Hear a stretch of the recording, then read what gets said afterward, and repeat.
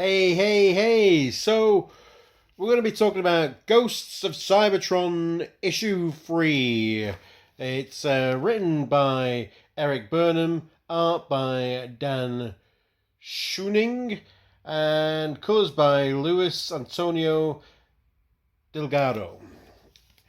So, it's a continuation of this story of the Transformers meeting the Ghostbusters, the epic crossover, 35 years in the making. Uh, it's carrying on. It's good fun. That's the too long didn't read. It's a fun crossing of streams after 35 years, and this continues the story building up. I mean, it doesn't. It just kind of moves other characters into place this issue rather than actually setting up anything major. It kind of establishes a few things and, you know, teamwork and all that type of stuff. Teamwork makes the dream work. If we're talking more spoilerific, well, no, let's just talk about some of the art first. So, yeah, we can see here the part of the interactive cover.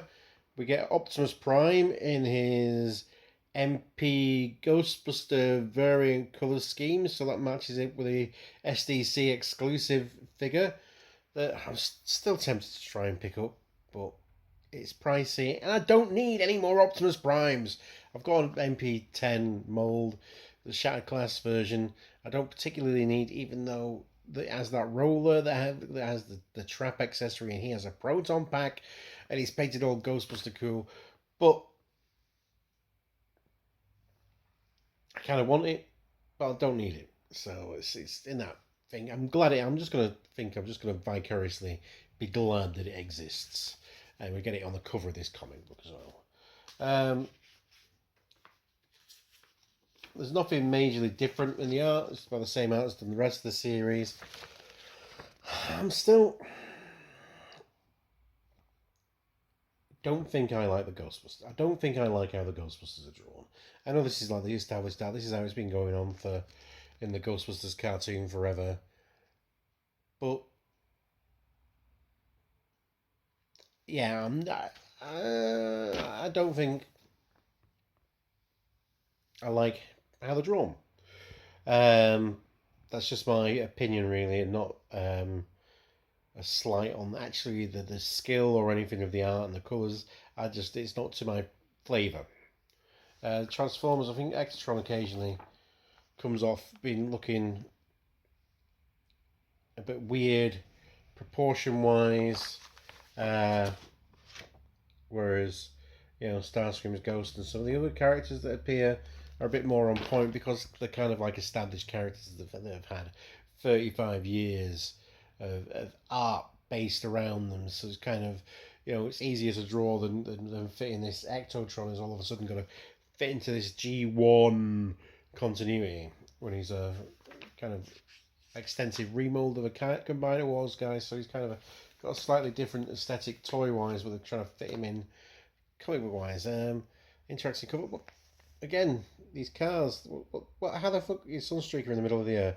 I don't know. Maybe by the end of the run, I'm not sure how many issues it is. Is it 5 or 6? But so we're at kind of the halfway stage. We'll see what happens. Yeah. So other than that, I think it's written really well. I think the character voices all are very clear, and they've got an understanding of who they are.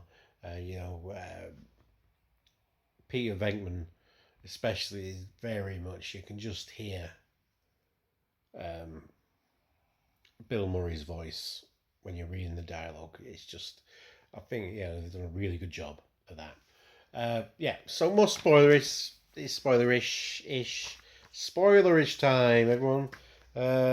If you've not read it and you want to read it and you want to avoid spoilers, now's the time to turn away. So, after last issue, they returned to Ghostbusters headquarters, and Ectotron kind of breaks some of the scenery, and he's going to fix it while Ray's fixing him. And Venkman goes upstairs to have a chat with Starscream, and he has that chat. Starscream's telling him he just wants his body back, and Pete Venkman's like, "Listen, I've got all these kind of fake psychological degrees and all this type of stuff, but I know someone, when someone's not on the level, I just know who people are like you." And he's saying, Starscream's going, "Is it not wise not to threaten people like this when you've not got any of your stuff?" And Venkman just pulls out like a secret button and ghost traps Starscream again. So, that's quite funny. I quite like Venkman getting the upper hand on Starscream. It's quite a cool moment. Uh, and Ectotron's communicator's fixed, so he gets on the blower to Optimus Prime on the phone. "Hello." Grimlock answers it, obviously, because we've got Grimlock manning the communications array, and Grimlock saying, "I'm not a messenger." And so he fills Optimus Prime in a couple of pages of, by the way, they got some, they skip out him actually explaining the situation. And so he's going to head to Earth. Wheeljack's advising against it. Grimlock gets to say the line, "Me Grimlock afraid of no ghost. Me Grimlock ain't afraid of no ghost." So we get that. "Me Grimlock ain't afraid of no ghost." I don't know why it sounds a bit P.A. Baracus, but he doesn't. He's Greg Berger, not P.A. Baracus. Although Mr. T, Grimlock would be cool. He would. Grimlock, Mr. T voicing Grimlock would be cool. Bear with me. Yeah. So I'm getting distracted by myself.